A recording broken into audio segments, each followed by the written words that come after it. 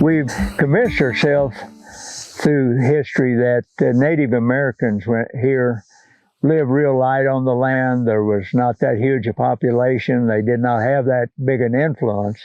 However, we're beginning to realize when you look at how many permanent campsites we have up all these streams and then along the major tributaries, and we now know they had a huge population compared to what we have previously thought. For instance, outside of St. Louis, across on the Illinois side, you've got Cahokia Mounds, huge earthworks there, mound structures.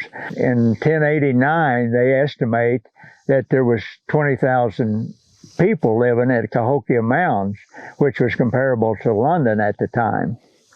Another example is the Missouri Indians at one time had a 200-acre campsite, and with an estimated population of around 5,000 people. By the time Lewis and Clark went up the Missouri on their core discovery journey, they documented that the Missouri was almost decimated due to disease and warfare. Realizing there was quite a few more Native Americans here than we thought, there's no doubt they managed the landscape for their benefit. We know they used fire in their managing the ecosystem. This helps to not only keep the grasslands free of woodies, it brings in the large herbivores such as the elk and the bison for hunting, and it made hunting easier. Also was a more succulent plant for the bison and elk. And according to the best research we have at this time, using tree ring data and that, the estimate is the Native Americans burnt Missouri on about a 3 to 4 year cycle. And of course, some areas would have not been burnt for years, others would have been burnt pretty regular. But they used fire extensively as a management tool of the resource.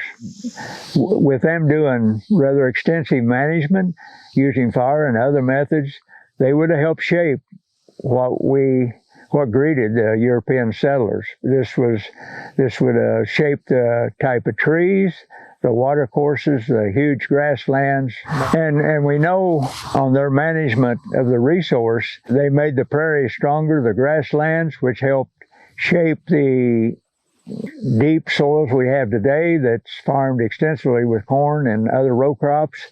There's no doubt those were prairie plant-derived soils. The carbon, the deep penetration, the soil infiltration, the soil health had been shaped by the use of Native Americans and fire. This video is part of a series on what the land was like before European settlement in Missouri.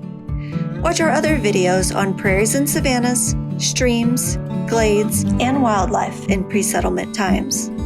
And even if you're not from Missouri, we hope these videos can help you learn how to read the history of your own landscape.